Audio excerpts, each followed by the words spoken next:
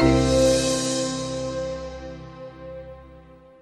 know who he is. Widely regarded as one of the major music influencers of our generation, he's created an enormous body of genre-bending music that includes pop albums with Ben Folds 5, multiple solo albums, and numerous collaborative records. His last album was a blend of pop songs and his concerto for piano and orchestra that soared to #1 on the Billboard Classical and Classical Crossover charts. For over a decade, he's performed with some of the greatest symphony orchestras, in addition to being a judge on NBC's The Sing-Off, continues to have cameos all over cable and network TV. Everybody, please help me welcome to the stage, Mr. Ben Folds.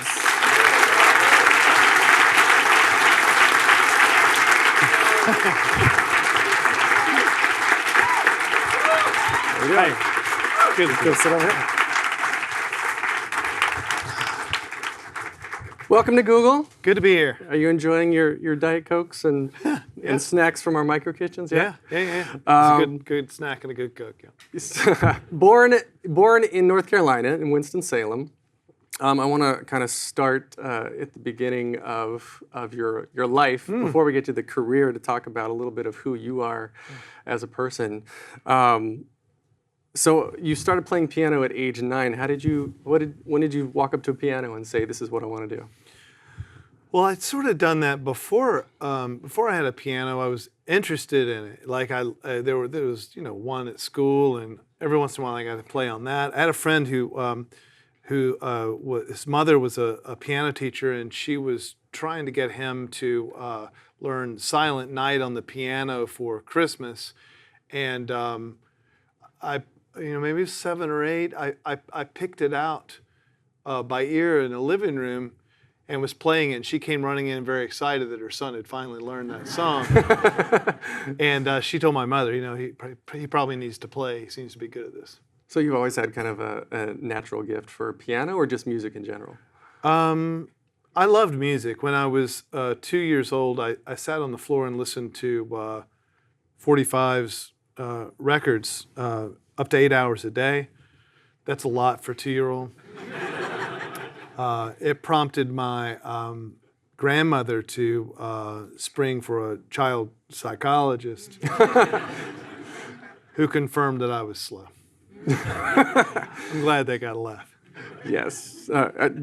Was that serious? You actually saw somebody? Yeah. Really? Wow. Yep. He thought, I guess it was, that square pegs and round holes stuff. I don't know what he did. It was play therapy probably, and he said I should be held back in school. My mother doubled down in the opposite direction and put me in early. So. Really? And obviously it worked? It seems to have worked, yeah. Yes. And as a 2-year-old, you didn't let it hold you back? No, but I was obsessed with records. I mean, that's an actual obsession, 8 hours a day for a kid. And I'm finishing up my memoirs, and I was spending some time sort of remembering that and wondering if that I can remember so much from when I was 2 years old doesn't have to do, it's possible it has to do with stimulation of the brain from music. Because, my parents will say, you couldn't be remembering, you couldn't remember 2 years old. But I'll tell them the house plan of the place that we lived in until we moved once a year. So at any year, I can tell them where all the rooms were. For if I'm 2 years old, I can remember where they put the Christmas tree and where the lights were and the room addition and where they had stuff stored I can remember it. It's good. And I'm not that damn smart. It's just that I remember really early. Wow. Yeah, if what you're obsessed with as a 2-year-old is any indication of what my kids will be, they're going to be barnyard animals or marbles. Yeah. Basically. But North Carolina, so I got to get them into music. That's the lesson here from marbles this conversation. Fit in the mouth, the records don't. You might stop. Oh, that's a very good point. North Carolina itself isn't exactly known for producing a steady stream of mainstream artists. How did you navigate the North Carolina scene and kind of get into the mainstream culture? Well, when you say that, do you mean that that most of the artists there are known to be out of the mainstream, or that it's just not that they play music? What's the that they're not, well, it's a lot of bluegrass, it's a lot Right, of right. country. It's not, well, I guess country is more mainstream, but like your alternative, your rock, the genres that you're known for are not popular, not common in North Carolina. Right. Well, I think there was a real healthy, when I was a kid, there was a real healthy sort of original band scene. There was a group called the DBs that went to my school a little bit, a couple years earlier, and they were all sort of tied in with REM and Mitch Easter, and great. They made they made a few records, but they made one record that topped New York Times like new record list. They were from Winston-Salem, and that was really inspiring to me to see that they could actually get out, get out of town. I think the thing about living anywhere, unless you live in New York or LA, is that it seems like everything, all the famous stuff comes from somewhere else. Like you don't think of it comes from there, but I mean. Ryan Adams, who we were talking about, he was from Raleigh, and just within a few blocks of my house, there was a band called the Squirrel and the Zippers, and they were pretty big. And then there was a band called the Archers of Loaf, and they sold a lot of records and was one of Kurt Cobain's favorite. There was a lot of original bands that were very stubborn. They weren't out to be mainstream. It was more sort of left of center. So walk me then through where you went to form Ben Folds 5. Yeah, I had been in New York, and it was tough up here for me because I play piano. Like my options were to play places like the Bitter End, which is great, has a piano, but it's not the most creative. It's not where you would go to really hear something new that was good. And I met my manager by breaking a piano string at the Bitter End, and I couldn't afford to pay for it, and he took care of it for me. And then the next night I played a Chenet. I don't know if anyone remembers Cafe Chenet, but that didn't have a piano, and so I had to play an electric one, and I always sucked on electric piano. So he told me, "You suck tonight." And I was like, "Great, would you like to be my manager?" But you also play drums and guitar, right? I mean, yeah, I played drums, guitar. I started on the drums. I started thinking that I was going to be a percussionist in an orchestra, a timpanist or a battery percussion. I thought that was what I was going to do with my life, and so I had Plan B as a piano player. But I had always written and made up my songs from a very young age. Before I was playing piano, I was making up songs, and so when I started playing piano, the piano promised to facilitate my ideas. It took a long time because I had to. It's very frustrating having an idea that that you could play on the piano if you could only play it. So I had to learn how to play the piano. So then, you sucked in New York. Yeah. Or didn't do well in New York. It was tough, yeah. I found it tough because the places I wanted to play, I had to get a piano into, which is obviously not something you just carry around New York, So when I met this guy who became my manager, we just sat down and were like, why don't I just go back to North Carolina where I will have some space and can put my piano in a house and practice. And so and when I moved back, I met Robert and Darren, who were the other two guys from Ben Folds 5. We met within a month, and we had a record out within a year. We just moved really quickly. So once I got there, things became very easy. I think in New York, it was always going to take a year for me to figure out how to, do anything, like just get somewhere. Right. And when you met the other two guys, I guess, how did the collaboration work? Were you writing all the songs and they were adding music to it? I'd written everything that we put on the first record. And I'd had that sort of in my back pocket for maybe up to 10 years.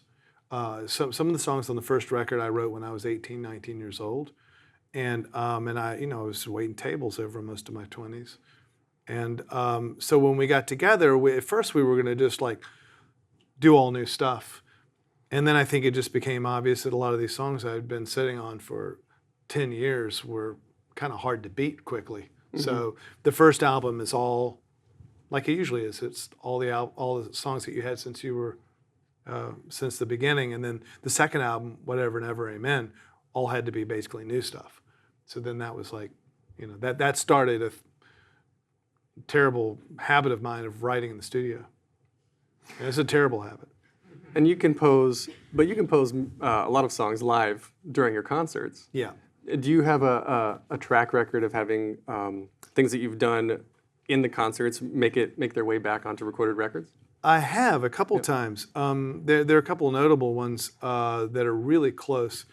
A song called Cologne was originally freestyled on stage in Cologne as Rock This Bitch in Cologne.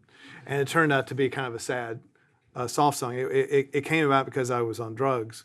I had pneumonia, and I was taking a lot of these codeine drops.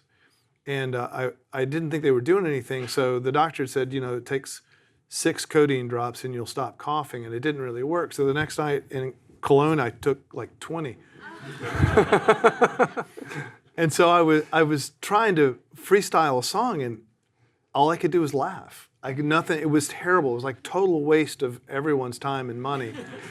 And after about 5 minutes, and you can find this on YouTube if you're really bored, but the first 3-5 minutes is terrible, and then all of a sudden something hit me, and it becomes this song Cologne, and it's about 75% there, freestyled. Like almost everything that's on the record, the chorus is a little different because I didn't want to say Rock This Bitch in Cologne for the chorus.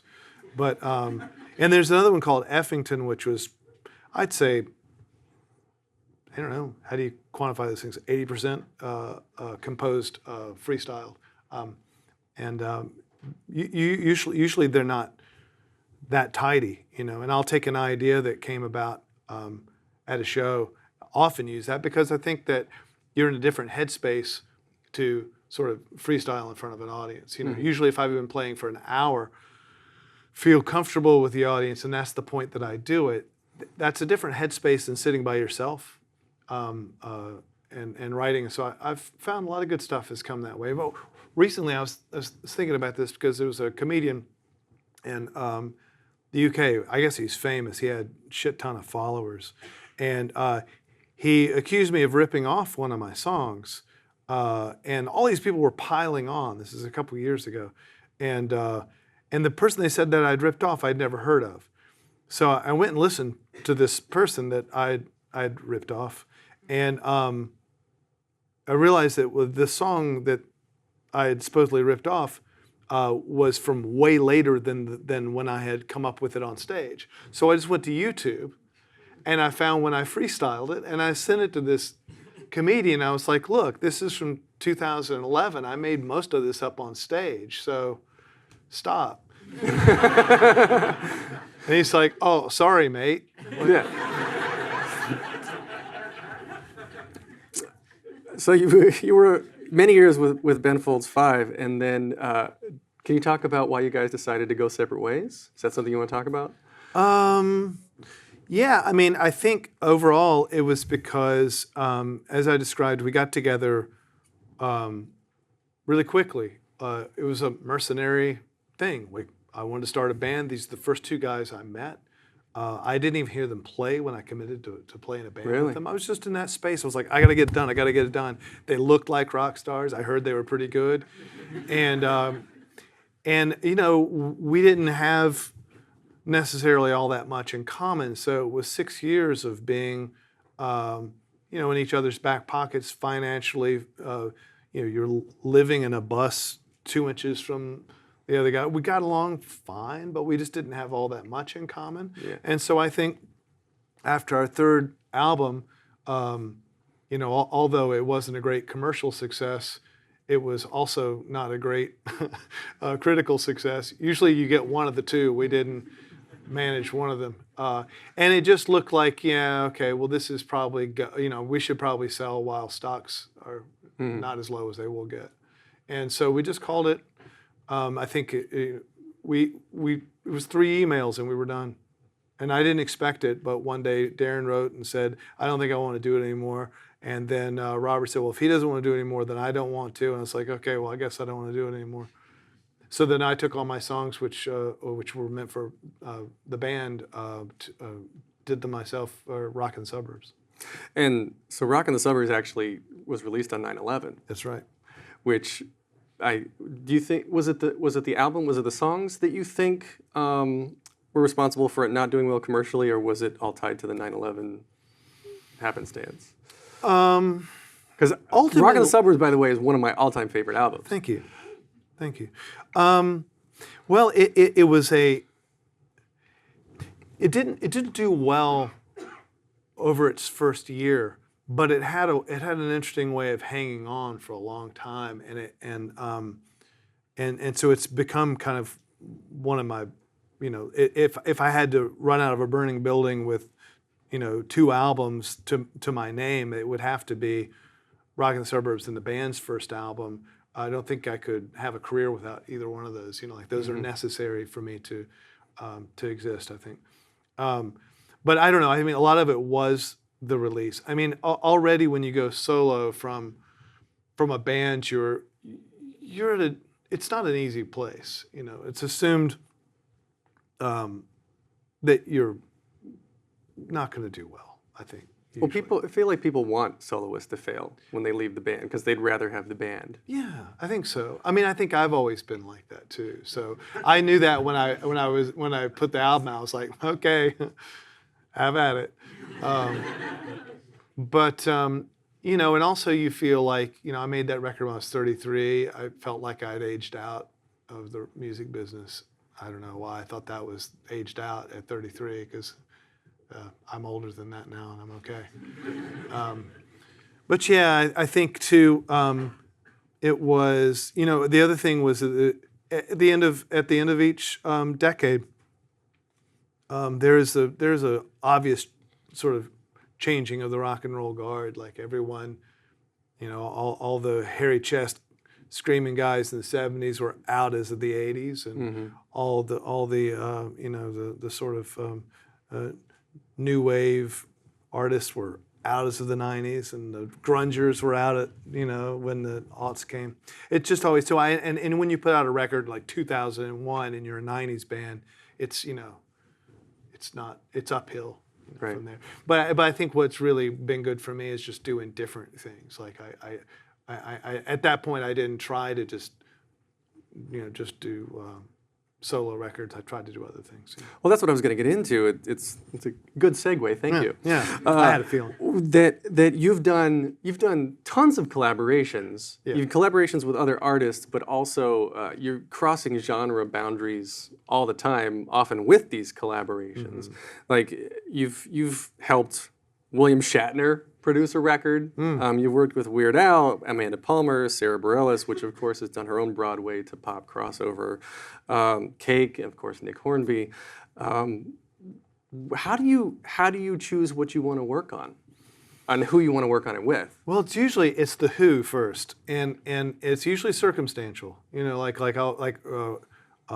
Weird Al, he was buying frozen pizzas at the at the grocery store, and we were standing next to each other in line, and he's like, "Oh, I'm a fan of your music." And I imagine that, like, Weird Al, Ben, Yeah. yeah, Weird, Ben, Weird, yeah. Yeah, it was just that weird. And, Yeah. and I think that is like I like the personal first because, like with William Shatner, I was interested in him. And what did we really know about William Shatner? At that point, he's an actor and he's odd, so you don't really know who you're talking to. And I thought an album of 75-year-old man who everyone knows who he is but don't really know him gives him a chance to tell a story. And a musical story is a compelling story if it's done well. And then I think. Shatner is a great recording artist. He was one of my favorite. He's not a musician, but he's one of my favorites to ever work with because he's so brave about every take. It's always different, and I really enjoyed working with him. Do you have another favorite? I was going to ask who your favorite was, but yeah, if he's one of them. He's certainly one of them. Yeah. I mean, they're all my favorites because you always pull something really interesting. I mean, one thing I think that all artists have in common are a few things. One is that I think we're all hacks, and it's really great to see to see your favorites hacking around in the darkness. They don't seem to know what they're doing. And that's a wonderful thing to see, because if you're collaborating with someone who's not famous, it's good to remember that they may have a good idea. They seem like bad ideas when they come out at first, you know. I noticed that about Joe Jackson, who was one of my favorites when I was growing up. And working with him, I was like, well, it's an abysmal idea. That's terrible. And then I thought, you know, I like everything he does. Maybe there's something to this. But when you allow the idea to see the light of day, and I think I learned from collaboration that way. Who do you think that you've worked with that's influenced you the most as a solo artist? Well, I certainly learned from watching Shatner do every take completely different. That's really something that we all need to learn from. If you've already done the pass one way, really you don't need to do that again. And I think that's really interesting. You know, working with Sarah Bareilles is inspiring and slightly depressing, because she nails everything absolutely perfectly on the first pass.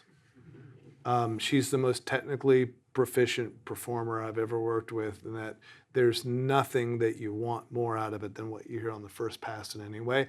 And that made me really have to work hard, because if I don't find something wrong, I was producing a record, if I didn't find anything wrong, then I got skewered.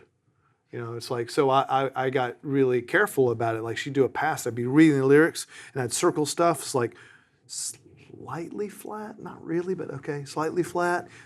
Okay, so she's making some kind of mouth smacking noise. You go into the salad bar here, and a couple of things. And then when she'd come out, I'd say, here are your problems. And I'd listen and go, phew. She's like relieved. I'm glad someone's listening with a critical ear. And then I'd say, and we're keeping the pass because it's beautiful. But that's the only way that's the only way someone that good you can. And I've played with plenty of classical musicians and all sorts of musicians, but she's just sort of a freak that way. Freak in an amazingly good, talented and she's also talented. Yeah. Yes. And so you've performed solo with bands. You've obviously got a love for orchestras and a cappella music. Do you have a style? Obviously, you're known for the rock, but do you have a style that if you could just live forever? You have water over there somewhere. Over this? I was that was obvious. Oh, yeah, there's water. Yeah, if you had a style that you could do forever and just make unlimited money, which one would it be out of everything that you've done?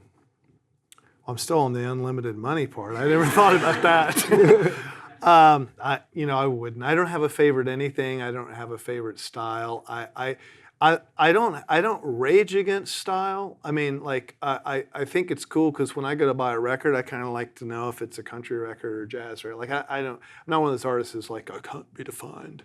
But I do think that not worrying about that and residing somewhere between them all is a nice place. So I like being able to not worry about.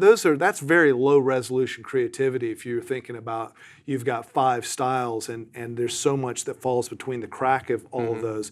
If you're just going to pick those 5 points and live inside it, I'm not sure how that could happen. I made a little single recently for the Washington Post of all projects. I thought it was interesting because they wanted me to be a reporter as a songwriter, which I thought was fascinating. I liked the idea of doing that.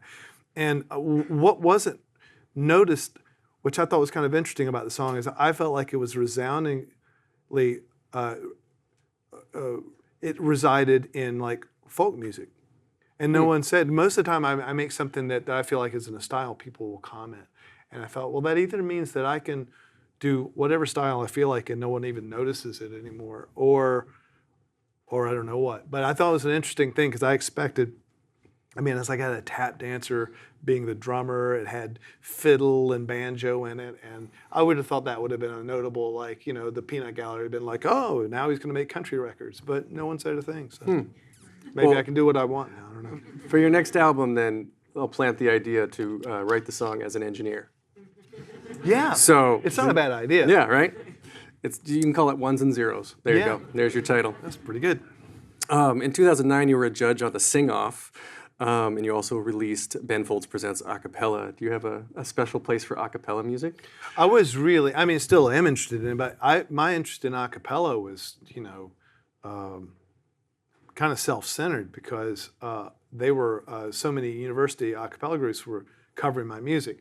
And when I started, right, a little bit before Ben Folds 5, my ambition was to be a songwriter that other people covered. Mm-hmm. That's what I thought I would do. And Bette Midler covered one of my songs, and then no one else did.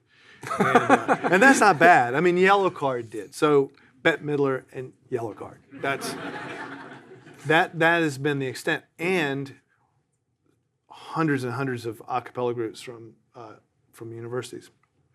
So I just wanted to, visit these a cappella groups, bring some microphones and a sound engineer, and record it. And that's where the album came from, the university a cappella record. When I was a kid, I really loved National Geographic field recordings. And this was molded, and I tried to make it like that. Because they were obviously just a couple of mics, and they were in the, they were in the natural habitat of the natives, which is what I wanted to do with these college kids. I wanted to record it in their natural habitat, which would have been like, the lunchroom, or there was a synagogue on campus that we recorded one in. It sounded really great. I didn't mind about external noise, and I didn't mind about it sounding like a record. Oddly enough, there was an a cappella scene, it turns out, and of like people who were really into a cappella recordings, and they didn't like what I did. Really? Yeah, because it wasn't perfect. They were cultivating kind of a style that involved perfection, which had all the singers like doubled and tripled and auto-tuned within an inch of their lives, and they were imitating instruments. It's like, but what I love about the voice is it sounds like the voice. Like, that's what's interesting about it. So that's where I went with that. My interest in that led to being recruited for NBC's Sing-Off show. Mm-hmm. So those two were kind of connected in a way. Right. Did you enjoy that? Do you enjoy being on TV like that? Or is that like, I don't want to be on the big screens?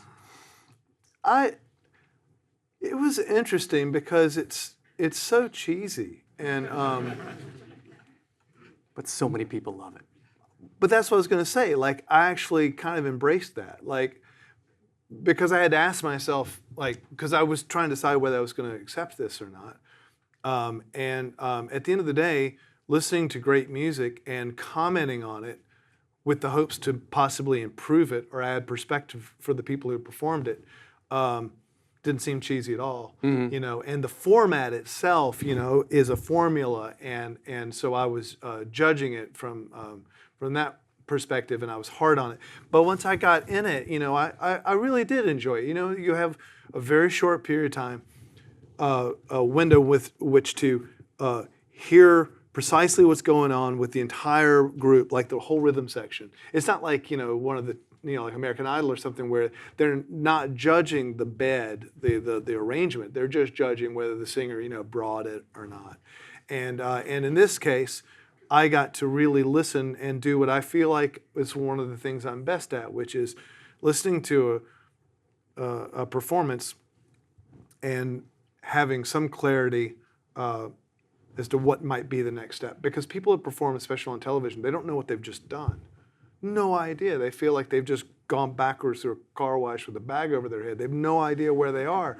And they come out and they're like, it seemed like 2 seconds and it was 2.5 minutes, and they're like, tonight!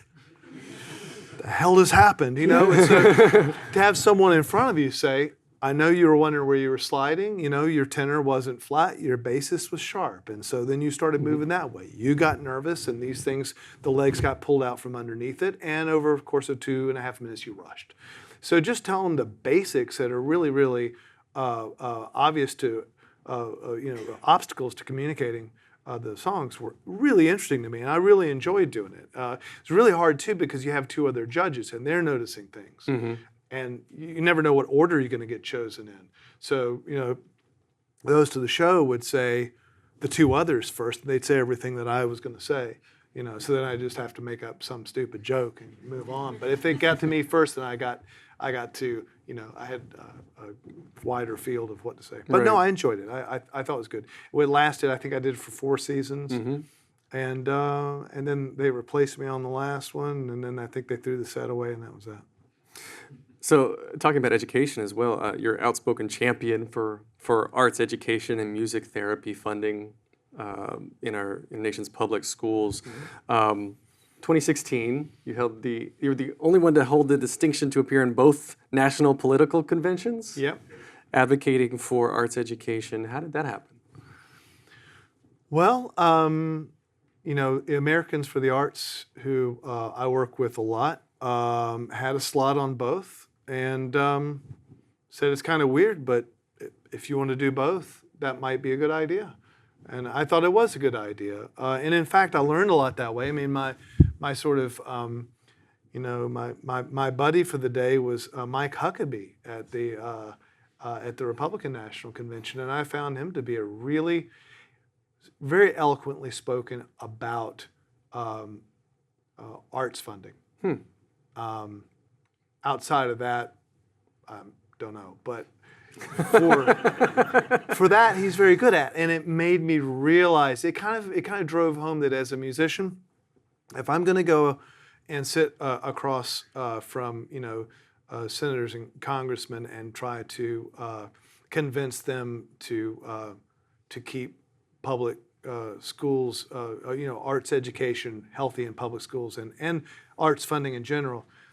It's best if I also can come from the economic perspective, and it's actually kind of more interesting in a way. I mean, everyone likes art. Every senator's son and daughter is going to go to a school somewhere that has good music and good art. They're going to make sure that they have access to it. So you don't have to convince them of the importance of it. What you're trying to convince them is the importance of investing in it and the importance of the symbolism of having invested in it. Right. So if anybody has questions for Ben, please start lining up in the mic at the mics there. Whoa, great. I want to go back real quick. Tell us about what you're doing with the Kennedy Center in D.C. My main project, they call me the artistic advisor, which was nice. I got a 3-year... First ever? First ever, yeah. They made the position up for me. It's kind of cool. I do a lot of stuff, but my main project that I sort of could bite off what I wanted is a series improving Pop's concerts, because symphony orchestras have to bring in new audiences, and there's a lot of ways you can do it. One of the models has been the Pop's concert, where they bring in a rock musician or a pop musician, and the orchestra plays with them. They're riddled with problems, and they're systemic, they're stubborn, embedded, easy answer sort of solutions that they've got going, and they're not getting anywhere. And so what I've aimed to do is almost kind of create. I have an experiment. I have a group that's willing to experiment. I've got their budget, and I've got all my rowdy rock friends like Sarah Bareilles who I can bring in, and we can do pop shows the way that I think they should be done, and sort of creating a manifesto is how you do that. Because combining the two is a technical nightmare. It lies over a cultural fault line that we don't think of. The pop world and the orchestral world, even in terms of their contracts and their language, are they're just raring for a fight. Like, they really don't get along. And so I felt like there are enough cultural divides these days without having one be in music. So maybe my job could be to sew those things together, and I think we've done a lot of really good stuff. The shows are working. Yeah, they're on YouTube. I watched a few, and I also watched a clip of you composing a full orchestral piece in under 10 minutes. Yeah. Which live, just like he rocks this bitch in his concerts, he rocked the bitch of the orchestra, I guess. Yeah. Yeah, it was crazy. What you read something from the program about like emergency exits are to be used in case of fire only or whatever it was, or the lyrics. Yeah. Yeah, it was incredible. Yeah. Okay, let's do a question here. Hi. I really, really like your music, Thank you. but your lyrics. Are terrible. So that's actually what I'm going to ask. I don't think they're terrible, but I wonder if they are you, always, and or when they're not, and when they are about you and your life, is it true? It's either true, or sometimes it's not true. Next question. And but it's always something that I'm interested in. I think when it comes to lyrics, the things that we notice that are observations, and when they're observations, I feel like if you follow those really faithfully to when they occur to you, a picture forms. It is a picture of you, but if an event occurs, and I'm going to like I just did with the Washington Post piece, if something happens, and I'm going to relay that in song. Your problem is that just your the real estate for the syllables involved is really limited. Like you've got 3 minutes and you're expected to rhyme, and you're expected for it to be iambic pentameter sometimes, and the cadences is difficult. So you have to cheat with the lyric. You have to do things that put the listener in that place. So I have a song about my father dying. He's still alive. But the song isn't necessarily about that, but it's about the feeling of that, and it needed to sound literal for me to be able to extract the abstract part of it. So all that to say that it's always something of me in it. There's always something that I'm very interested in or want to say. Probably it is about myself, but often I'll make up a complete false scenario in order to get it across. One thing I would say is that I think it's a fascinating and really interesting opportunity for a rock lyricist, especially in the U.S. Our culture here,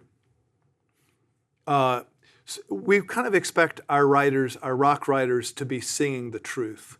If Bruce Springsteen says something about starting his car, breaking up with his girlfriend, going to the Badlands, whatever, you kind of expect there's some truth in it, But if David Bowie sings about going to Mars, we can guess that that's probably not true. And, the thing is that in America, we like our songwriters to have credibility to what it is that they've said. And I love exploiting that by saying things that aren't true but sound like they could be true. I like that. Yeah, question over here. Hey, thank you so much for coming today. My name is actually also Ben, so I've always felt a special connection. Is it spelled the same way? Yeah. So there's that saying that good artists borrow and great artists steal. And there's a lot of musicians... I steal all the time. There's a lot of musicians that get accused of theft or rip-offs, even like Led Zeppelin's Stairway to Heaven. Do you think there's a concrete distinction between what constitutes a rip-off, what constitutes a remix, and what is truly original work? Well, there are certainly a lot of musicologists that, the guys that are brought in to these lawsuits that have parameters about it. And the risk of sounding kind of rude, because I don't mean it like that, but I literally don't care. Because I've had people rip me off before, and I can like really close, and I can safely say I just was flattered, that was all. In one case, it was so close where they had kept the key, they had kept some of the lyrics, they had changed certain important parts and kept other really distinct things. This fellow was up for a Grammy in Brazil for Record of the Year. I've never won anything like that before, so out of jealousy, I might have been inclined to sue this guy, like a lot of people said I should. But all I could think was, one, I was really flattered, and secondly, I kind of felt bad for him that he didn't have any better ideas. because you know, I think it is more fun to steal from a lot of things and try to get something that's personal across. That strikes me as kind of empty and sad that you do that. But really, I don't mind. I really don't mind. I was listening to some blues music the other day, and it was one of those, you know, it was like a kind of a Pandora-style station of some kind. It was just playing, I guess it was in on satellite radio. And I don't know, I'm sitting there waiting for my latte, and I must have heard 3 songs that started with, "Woke up this morning." Awesome. Like why is one thing, you know, almost like, oh, you have to say you woke up this morning, and this same chord, same melody and everything, and I enjoy it. I think it's totally fine. People can rip off. I mean, look, my lawyer wouldn't agree with me, but I don't mind for myself. And I just think it's about expressing yourself.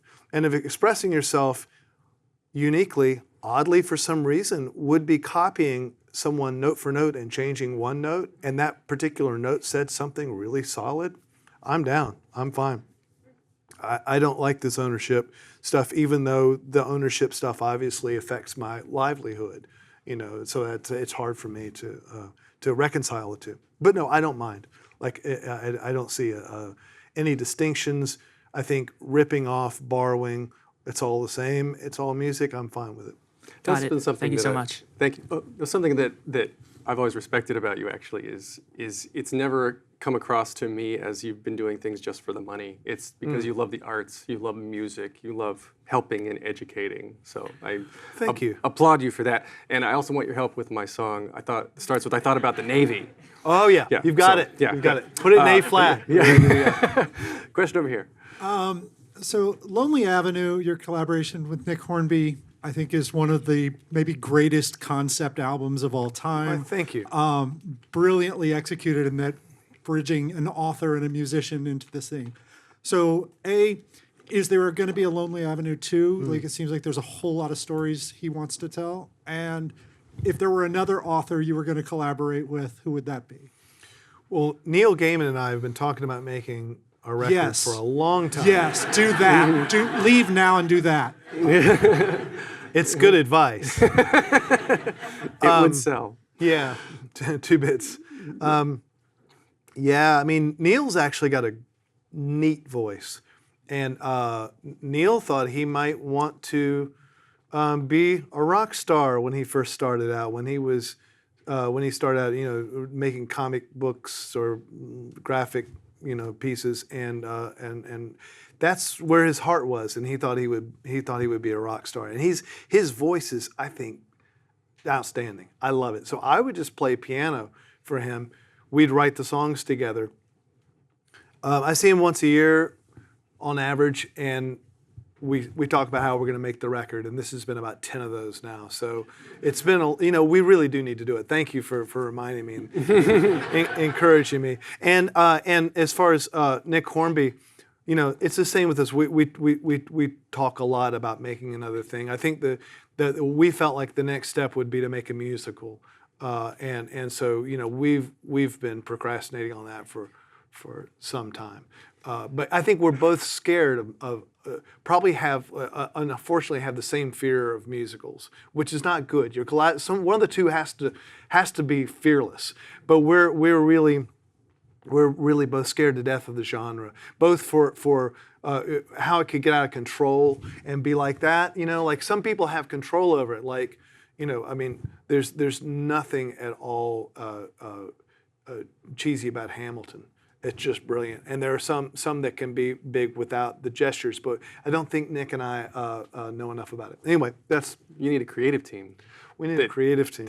Yeah, I mean, that's actually one of my final questions for you was, what's next? And I know that Broadway has been on and off your radar for a long time. And you were originally asked, I don't know if I'm allowed to say this, sorry if I'm not, to write the whole score for SpongeBob. Yeah. SpongeBob SquarePants, the musical, which just recently closed. That would have been a completely different musical. I know. Why did you not want to get into that at the time?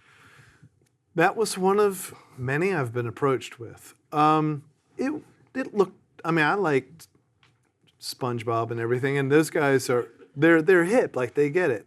I don't know. I mean, it has to really be something that resonates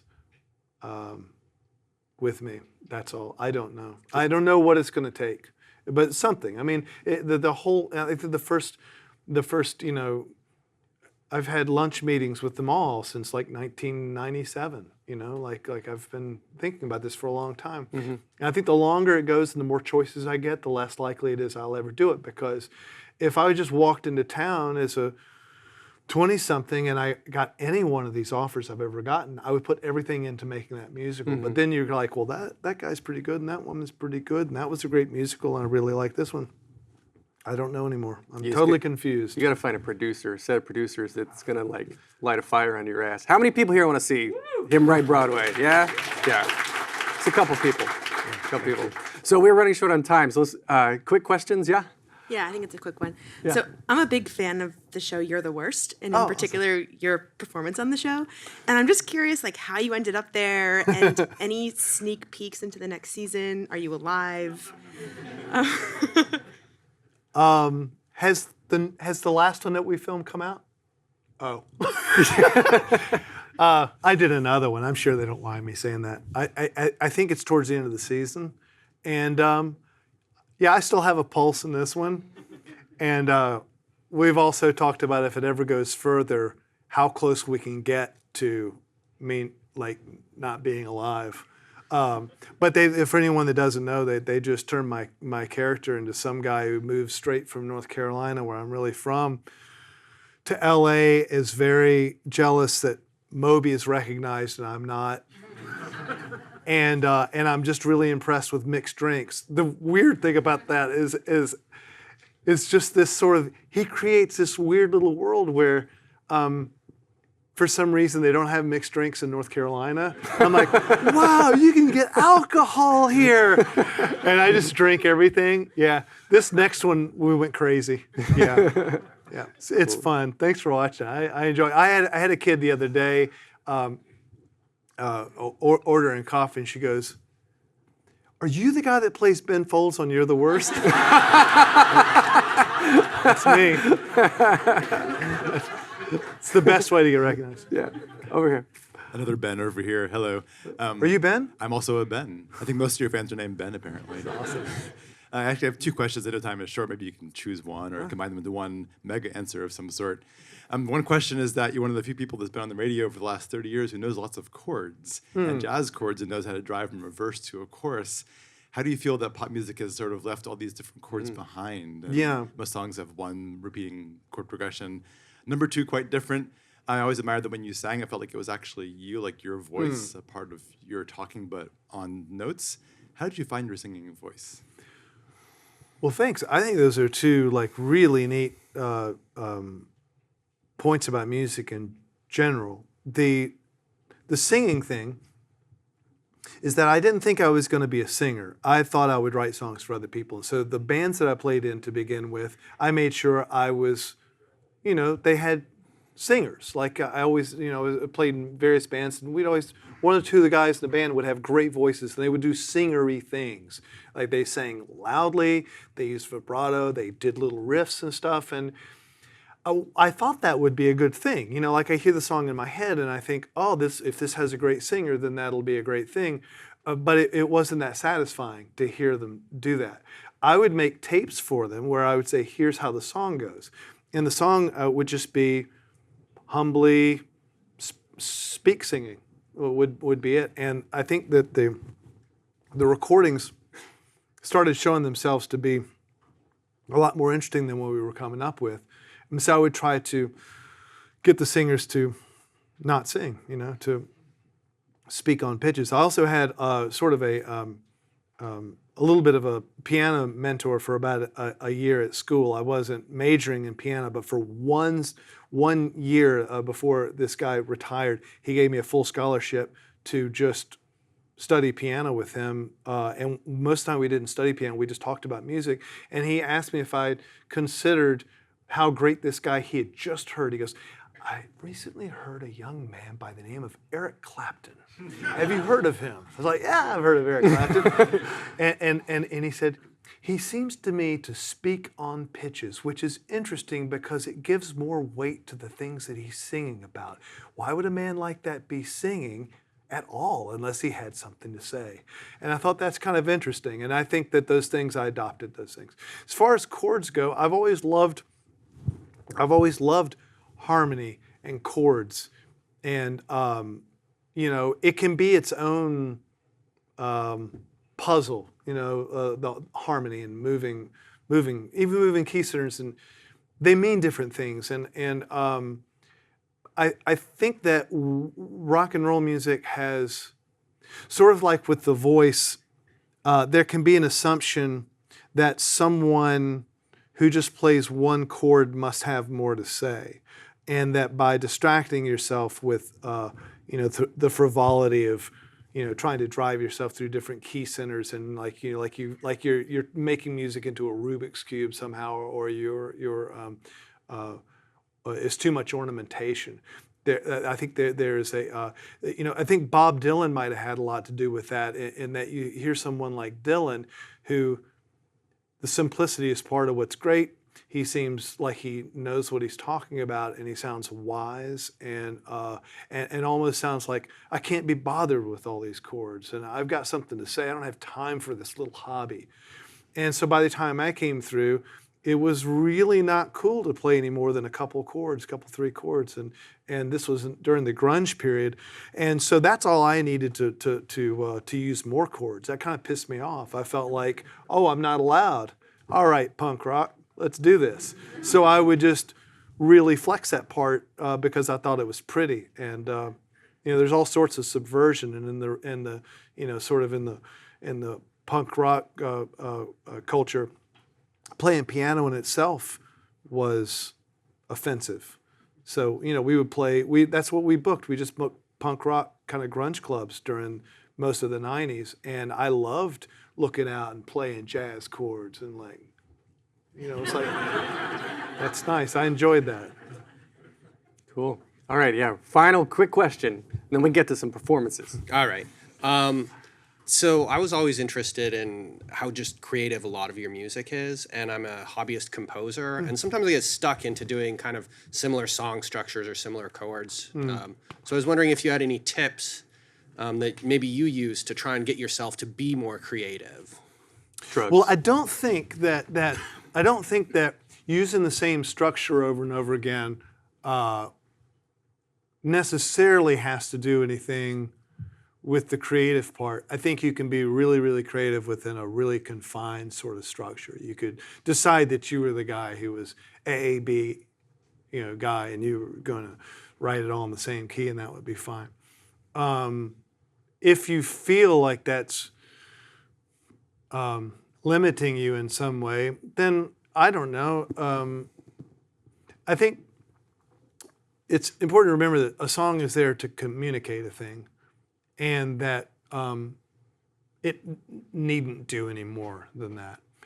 I think that can free you up a lot in form and key and everything, because the necessity to communicate the thing that you're coming up with means that drives things. Like you might have a cadence where you thought you were going to end on, I don't know, if you had gone, and that was really similar, it's just like, that's all it is. And then you get stuck in something way too long. There's something complicated about that, but the fact that you got stuck in it so long says something about how you were stuck in your life, or your ideas, or the way you felt about it, or that you were scared to progress in your life, or you were scared of what's next, or you just, you were high and you couldn't remember the next chord. Who knows what it might be? But if always that was really nothing to have. I shouldn't even play that. I think that's the first thing. Is like always, how do you feel? How does this moment feel? How can you get that across? Then if you need more vocabulary, you'll find it. If you can't find the word, doesn't come out, then that's when you reach for the thesaurus, like you think about those things. And I think the same is true of song structure. I always like to play with song structure. I like to question it too much. So while I'm writing, it's always a concern of mine that it doesn't have the same structure. And a lot of times I find that the sort of the effect that the song was having on me emotionally before I messed with it so much was there. And then I messed with it and tried to do something odd with it. So what I do then, because I'm not getting the chill at that point, or I'm not hearing applause in the back of my head at the end of the song, it's not doing the thing. I go back and I put it into a really predictable song structure. And I mean down to the point where I'm timing the intro. Because if the intro is not falling between 12 and 15 seconds, then maybe I should lay out the song so it falls at the right time. For some reason, we want to hear a chorus at 1 minute. I don't know why. But sometimes you want to hear, so there are certain songs that work so well because they start with the chorus. And like, I don't know, something like Dancing Queen by ABBA, which that's a fun song because it starts with the bridge. You can dance. And it's like the party was just going, and then the doors open and you were in it, and there's something really compelling about that. That's when you mess with form.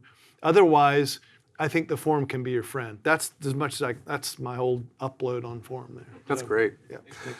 So yeah, we're out of time. We'll wrap it up and then give us a couple songs. But when is your book coming out? Real quick, and plug that. Yeah, right now I'm in this the hell of editing it, which I didn't really think about that part.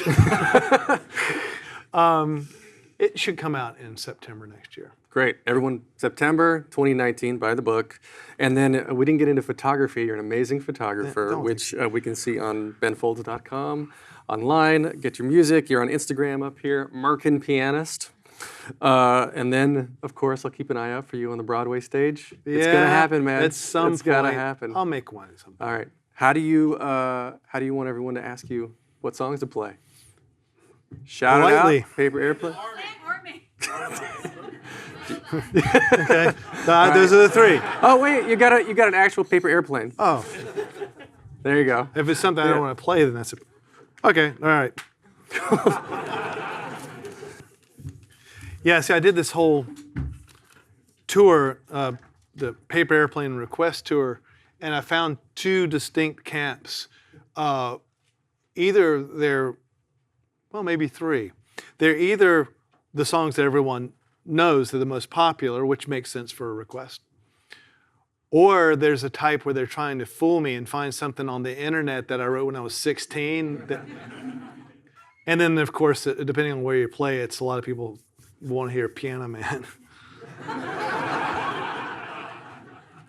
I still don't know that song. Okay, let's see here. See, I'm trying to remember what I was asked for. Okay, yeah. Okay, I know what the three were. Yeah, all right. So this one. I hope I can do this.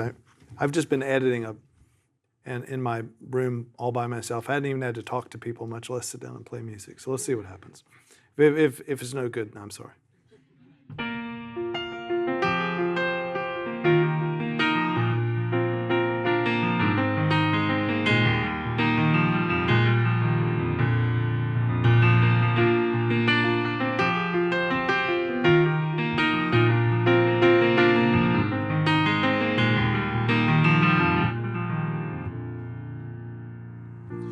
We'd hit the bottom and thought it was my fault. In a way, I guess it was.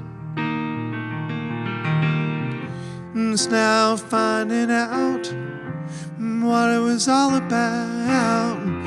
We moved to the West Coast, away from everyone. She never told me that you called. Back when I was still in love, till I opened my eyes, walked out the door, and the clouds came tumbling down. And it's bye-bye, goodbye, I tried. And I just did it wrong, trying to make it right, had to leave myself behind. I've been flying high all night. So come pick me up. I've landed.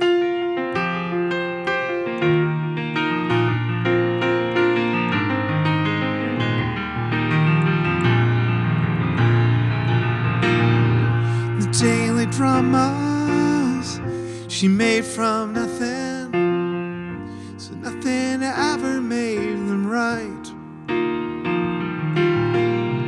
And she liked to push me and talk me back down till I believed I was a crazy one. And in a way, I guess I was, till I opened my eyes, walked out the door, and the clouds came tumbling down. And it's bye-bye, goodbye, I tried. Treading the sea of a troubled mind, had to leave myself behind. Singing bye-bye, goodbye, I tried. If you wrote me off, I'd understand it, 'cause I've been on some other planet, so come pick me up. I've landed, and you will be so happy to know I've come along. It's over.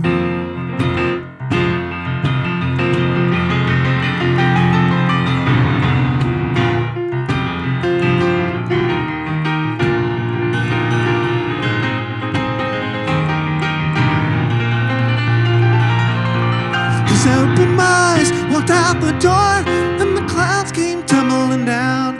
And it's bye-bye, goodbye, I tried. And down comes the rain out the telephone's on. It's okay to call, I will answer for myself. Come pick me up, ba-ba, ba-ba, ba-ba, ba-ba, ba-ba. Of landed.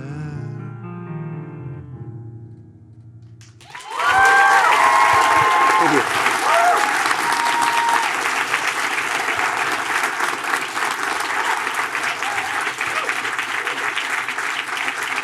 There's something funny about playing where no matter which way I look, I see me. It's like. And then right in front of me, it's like there's a screen of me now, just sort of mocking my looks. All right, I'll try this one. Two people asked for it. One I would have ignored because I don't play it that often, and there's a middle part, and I don't know if I can remember it. We'll find out. I always said I hate when I play with, by the way, with musicians who make disclaimers, and I've made 2 of them, so I'm gonna smack myself. Good night, good night, good night, sweet baby. The world has more for you than it seems. Good night, good night. Let the moonlight take the lid off your dreams.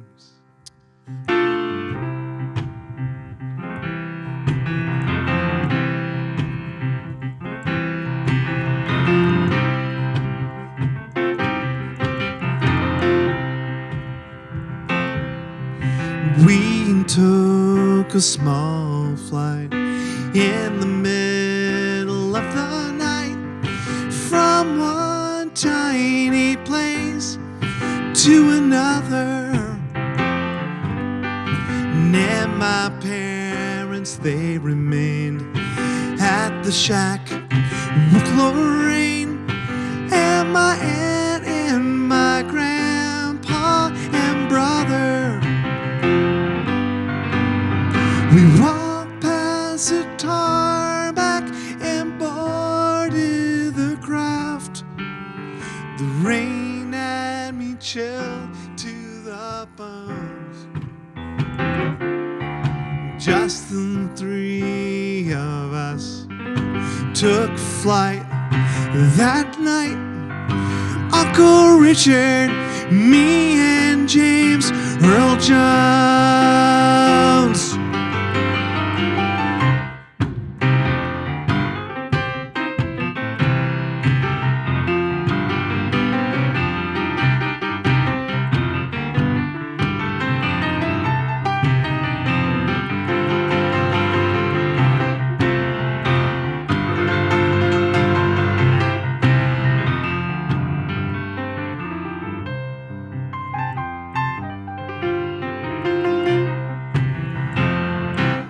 That's the part. There we go.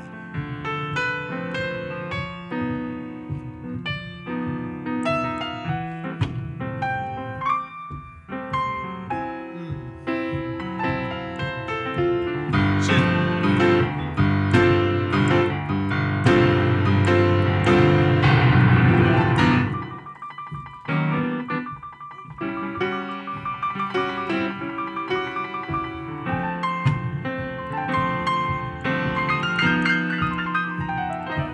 No, I can't do it anymore.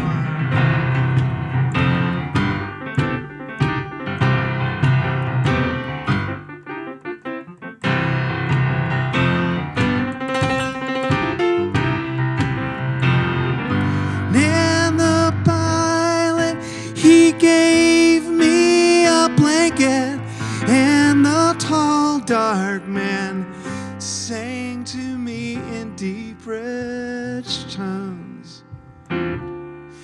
Good night, sweet baby. The world has more for you than it seems. Good night, good night. Let the moonlight take the lid off your dreams. Thank you.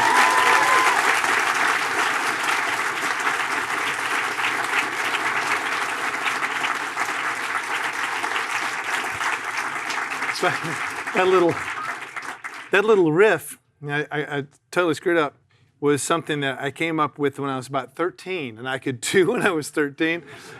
My mother had taken me to a piano teacher, seemed like the fun piano teacher in town. It was like a younger guy, played rock music, and she heard outside the door as I showed him how to do this riff for half an hour, and she fired him. But it's this real, it's funny because if anyone plays piano, it involves hitting the same note several times with the same finger, but it's God, listen to that, I can't do it.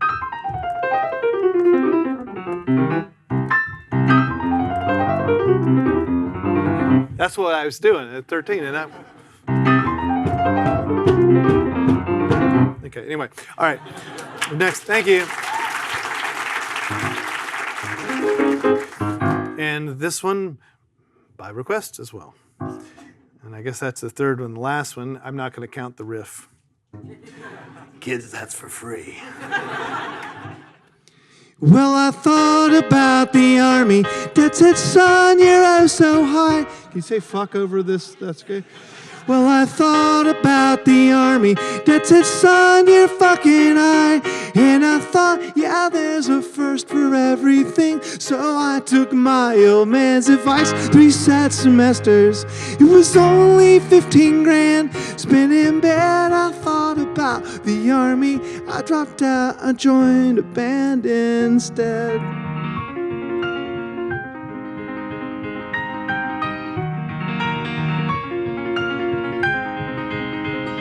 Grew a mustache and a mullet. Got a job at Chick-fil-A. Citing artistic differences, the band broke up in May. And in June reformed without me. And they got a different name. I nuked another grandma's apple pie and hung my head in shame. Oh no. I've been thinking a lot today. I've been thinking a lot today. Whoa, think I'll write a screenplay. Whoa, think think I'll take it to LA. Whoa, think I get it done yesterday.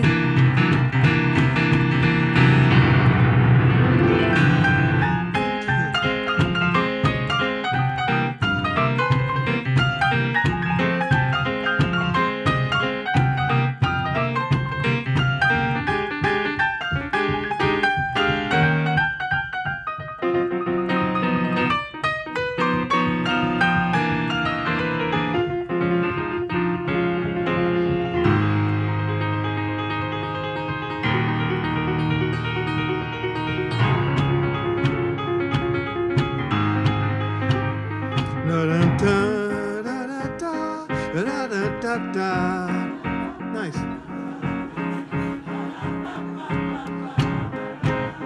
Beautiful. Da da da da da da da da da da da da da da. In this time of introspection, on the eve of my election, I say to my reflection, God, please. 'Cause my peers, they criticize me, and my ex-wives all despise me, trying to put it all behind me, but my redneck past is nipping at my heels. I've been thinking a lot today. I've been thinking a lot today. I've been thinking a lot today. I thought about all y'all's mommies.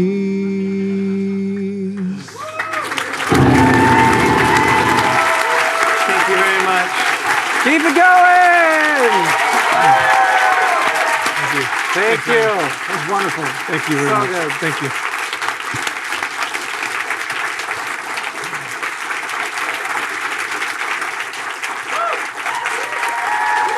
Thanks, y'all. Thank you for listening.